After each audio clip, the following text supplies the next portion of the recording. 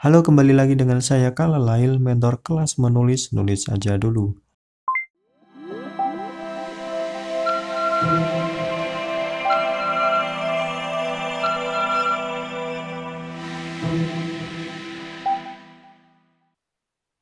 Kali ini saya akan memberikan kritik dan saran untuk puisi peserta kelas menulis saya.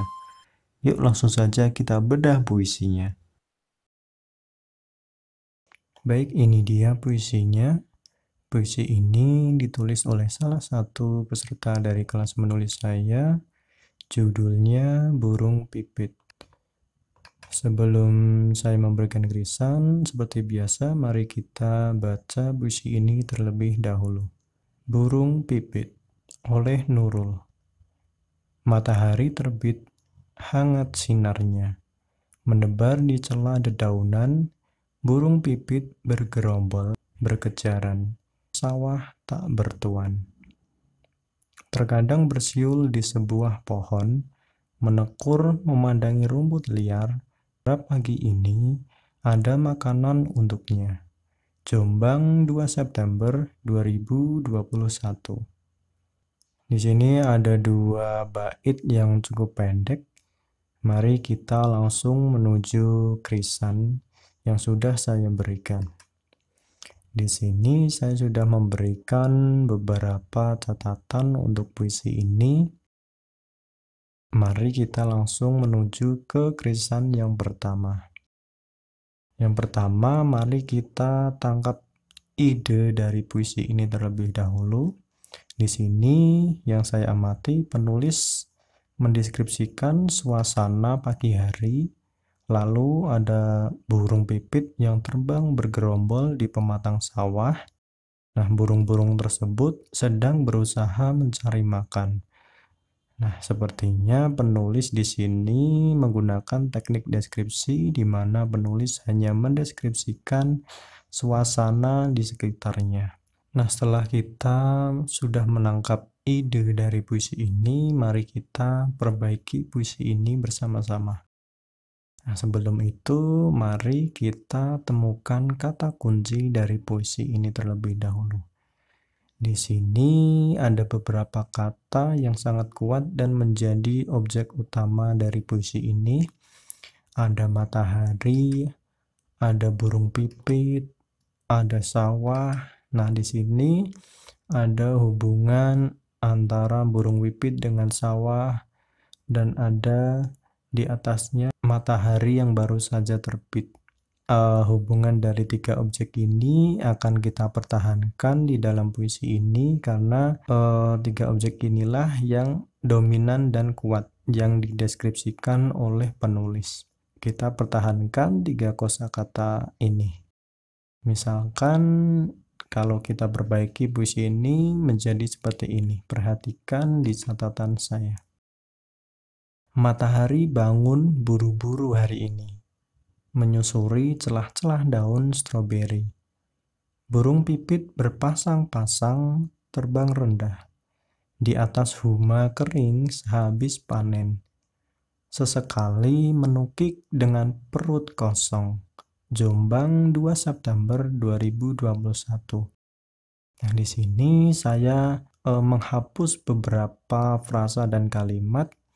Di sini yang saya beri warna kuning, saya hapus. Ada hangat sinarnya, terkadang bersiul di sebuah pohon, berharap pagi ini ada makanan untuknya. Di sini saya hapus semuanya karena menurut saya informasinya tidak terlalu penting. Misalkan di sini hangat sinarnya, di sini tidak perlu mendeskripsikan suasana matahari terbit di pagi hari karena pembaca pasti paham bagaimana matahari ketika terbit pertama kali di pagi hari tersebut, sinarnya pasti hangat. Sini tidak perlu ditonjolkan lagi. Sebab apa? Sebab jika kita lihat puisi ini menggunakan kesederhanaan dan ringkas, di mana di sini hanya ada 2 bait saja. Dengan puisi sependek ini, sebaiknya penulis lebih hemat kata lagi dan tidak perlu membuang kosakata, frasa, dan kalimat yang tidak penting.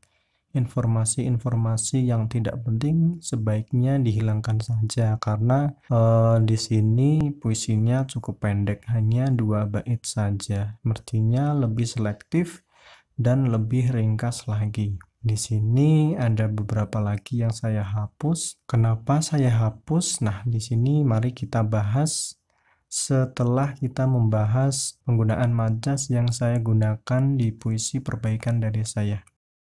Nah, perhatikan di catatan saya di sini. Dari puisi ini, saya memakai majas personifikasi, di mana majas ini membuat seakan-akan matahari di sini itu bangun seperti manusia.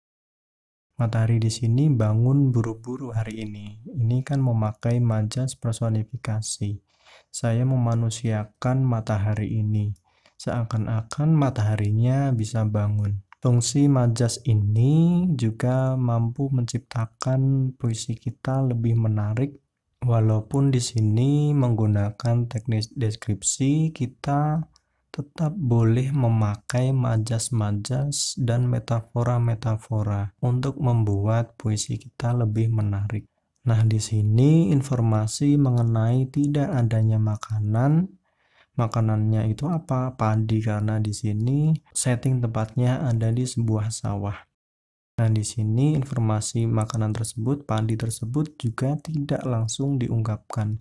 Di sini saya tidak bilang bahwa padinya itu tidak ada. Padinya itu sedang gagal panen. Namun di sini saya menggantinya dengan kondisi sebuah huma kering. Huma kering itu apa? Huma kering itu lahan kering sehabis panen. Jika kita pergi ke sawah, ada sebuah lahan sawah yang sudah tidak ada padinya karena baru saja dipanen. Nah, itulah yang dinamakan dengan huma.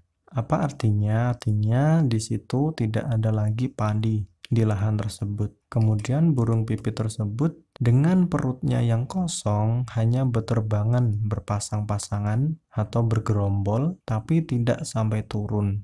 Hanya terbang rendah karena tidak ada padi. Nah, di sini kan ceritanya di suatu pagi hari, burung pipit ini berpasang-pasangan bergerombol terbang rendah di atas pematang sawah yang sehabis panen.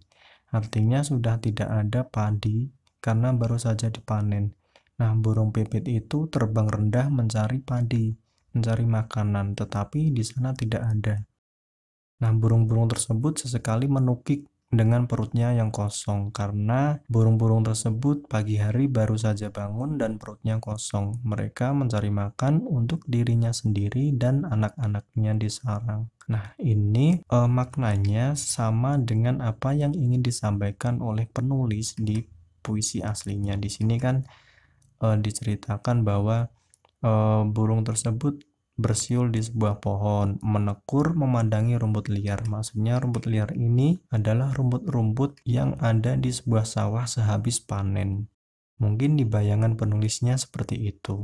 Burung-burung pipit tersebut di sini digambarkan berharap pagi tersebut ada makanan untuknya. Di sini kan digambarkan seakan-akan burung pipit tersebut sedang mencari makan, tetapi yang ada hanya rumput liar, tidak ada padi. Nah, mereka burung-burung itu berharap pagi tersebut ada makanan. Nah, di sini jika kita menggunakan teknik deskripsi, cukup deskripsikan apa yang bisa ditangkap oleh panca indera kita saja. Tidak perlu sampai masuk ke dalam pikiran suatu objek. Nah, misalkan yang tadi, burung pipit tersebut berharap pagi ini ada makanan. Nah, di sini kan seakan-akan burung tersebut itu berharap.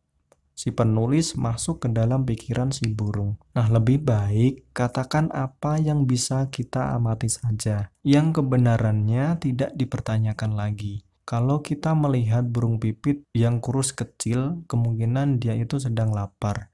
Kita menyebutkan apa yang kita lihat saja, tidak sampai masuk ke dalam pikiran si burung pipit tersebut, karena di sini kita menggunakan teknik deskripsi. Di sini kita hanya mendeskripsikan apa yang kita amati saja. Jadi di sini berharap pagi ini ada makanan untuknya ini saya hapus.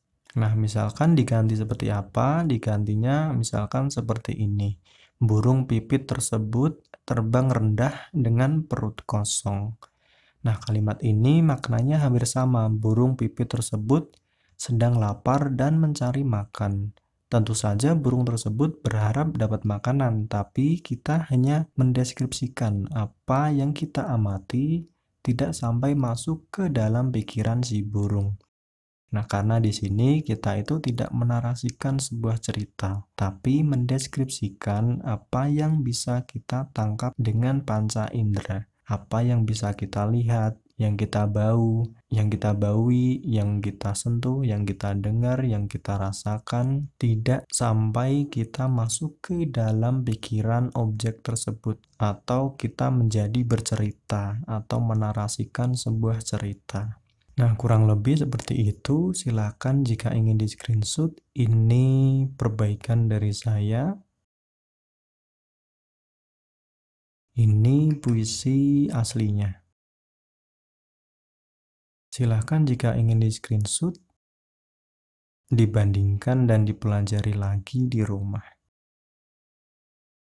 Oke, jangan lupa kalau teman-teman ingin bergabung di kelas menulis saya, bisa langsung klik di link deskripsi gratis. Kalian bisa belajar puisi dan cerpen. Nah, ini contohnya. Ini kelas nulis aja dulu yang ke-6. Di sini kalian akan diberikan materi puisi dan cerpen dan ada tanya jawab yang akan langsung dijawab di sini di grup. Ini grupnya tidak akan tercampur oleh chat karena grupnya khusus, hanya admin saja yang bisa komen. Jadi tulisannya ini, tanya jawabnya bisa kalian baca kapanpun kalian mau. Silahkan klik link di deskripsi jika ingin bergabung gratis. Jika ada yang ingin mengirimkan puisi atau cerpen untuk diberikan Krisan, juga bisa mengirimkannya melalui email ke kalalail96@gmail.com.